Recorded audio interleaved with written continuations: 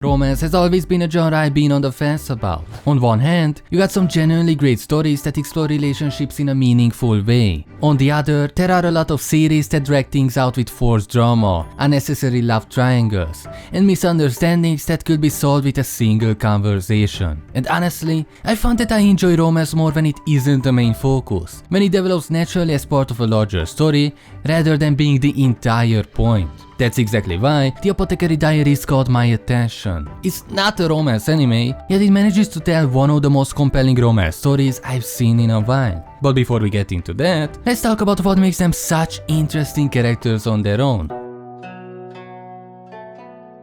Maomao is not your typical female lead. She's not driven by love, status, or any of the usual character motivation you'd expect in a court drama. Instead, she's blunt, analytical, and just a little bit unhinged when it comes to her love for medicine and poisons. While most girls in the inner palace are concerned with survival and social standings, Maomao is out here tasting poisons for fun. Her background as the daughter of a skilled apothecary gives her a unique perspective. She doesn't see the world through emotions or ambitions. She sees it through logic and deduction. If someone falls ill, she doesn't panic. She figures out what's causing it. If there is a political scheme at play, she pieces it together like a puzzle. She has no interest in romance, luxury, or court politics. She just wants to be left alone to do her work. And that is what makes her so compelling. She's not trying to be likable. She's not trying to be mysterious or alluring. She's just herself, and that alone makes her stand out. But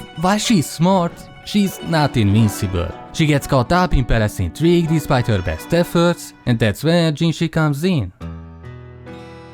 Jinshi is the complete opposite of Maomao. Where she's blunt and practical, he's refined and enigmatic. At first glance, he seems almost too perfect. Beautiful, graceful, and seemingly untouchable. Everyone around him either adores him or fears him, treating him as someone beyond their reach. But beneath that flawless exterior, Jinshi is complicated. For one, his beauty is a curse as much as it's a blessing. People don't take him seriously because of it. He has to navigate court politics while constantly being underestimated or treated like an object of desire. And that's exhausting. He's in a position of power, but he's always performing, acting the way people accept him to rather than being himself. That is why Maomao throws him off so much. She doesn't worship him, she doesn't fear him, and she certainly doesn't treat him like some untouchable prince. She looks at him like she's trying to figure him out, rather than being entranced by his beauty. And for Jinshi, who spent his entire life being admired but never truly seen, that's a completely new experience. Their dynamic begins in a way that's almost accidental. Jinshi takes an interest in Maomao because of her intelligence. She's able to solve problems others can't, and she's not afraid to speak her mind. But what really makes him curious about her is the way she doesn't react to him. At first, Jinshi's interest in Maomao is almost playful. He teases her, tests her, tries to get a reaction out of her. But unlike most romance anime where the kind of teasing would lead to exaggerated flustered moments, Maomao just doesn't care. Or at least she acts like she doesn't. But the genius of their relationship is that, over time, Maomao doesn't start to change. She starts noticing things about Jinshi, his habits, his small expressions, the way he interacts with others versus how he acts around her. And while she never openly acknowledges her feelings, the shift is there. She becomes more aware of him, more curious in her own way. And Jinshi changes too. At first, his interest in Maomao is almost like a game. He's drawn to her because she's different. But gradually, that intrigue turns into genuine respect, admiration, and something even deeper. The moments between them become more layered. There's still the teasing, but now there is a level of trust and vulnerability that wasn't there before. What makes it so compelling is that neither of them says anything outright. There is no sudden confession, no forced romantic moments. Instead, their relationship builds through actions, through subtle shifts in how they treat each other. The story lets their bond develop naturally, without forcing romance into the spotlight. This is what sets the Apothecary Diaries apart from so many romance anime. A lot of romance series follows a very structured formula. The setup, the leads meet usually through some contrived or dramatic encounter. The tension. There's a reason they can't be together yet. Maybe it's your childhood friends too oblivious to their own feelings. Maybe it's a love triangle. Maybe it's a series of misunderstandings that somehow never got resolved. The realization. One or both characters finally realize their feelings, often triggered by jealousy or a near-death experience.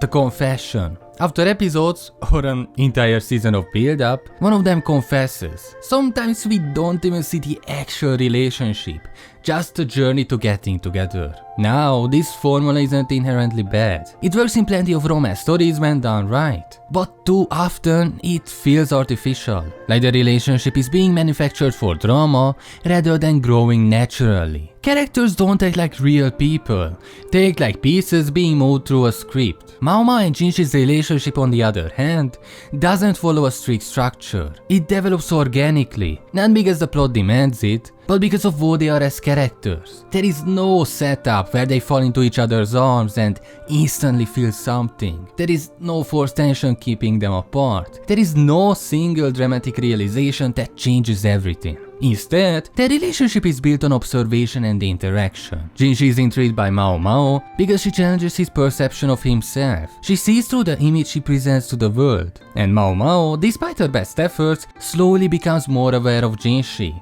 Not because the story tells us she should, but because it makes sense based on their personalities and experiences. This works because real relationship doesn't develop from scripted moments. They grow from the smallest things. The way someone looks at you when they think you don't notice. The moments of unspoken understanding. The gradual realization that this person has become part of your life without you even meaning for it to happen. And that is exactly what the Apothecary Diaries captures. Another key difference is that romance tends to spell everything out for the audience. Inner monologues, exaggerated expressions, dramatic music. Everything is designed to make sure you know that these two characters are falling in love. Maomao and Jinshi is the exact opposite. Instead of telling us how they feel, the series lets us see through their actions. Jinshi lingering just a little longer when he talks to Maomao. The way Maomao starts paying attention to his moods, even though she pretends not to care. The tiny changes in their dynamic that happen so naturally, you don't even realize it's happening until you look back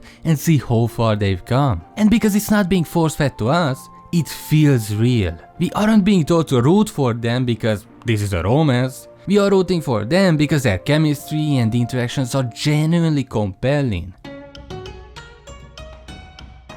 Most romance anime rush toward a resolution. The goal is often to get the couple together, and once that happens, the story either ends or loses momentum. But the Apothecary Diaries embraces the slow burn. And this isn't a slow burn in the will they, won't they sense, where misunderstandings keep dragging things out.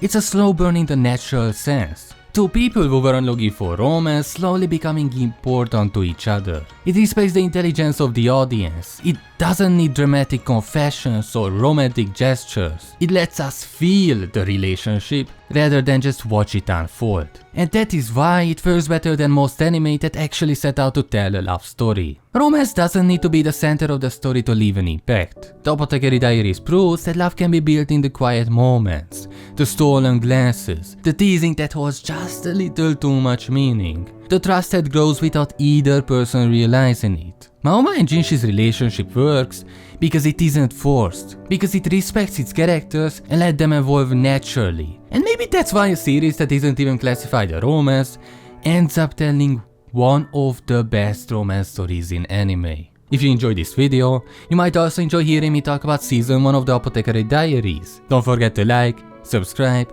and share your thoughts in the comments. See you next time.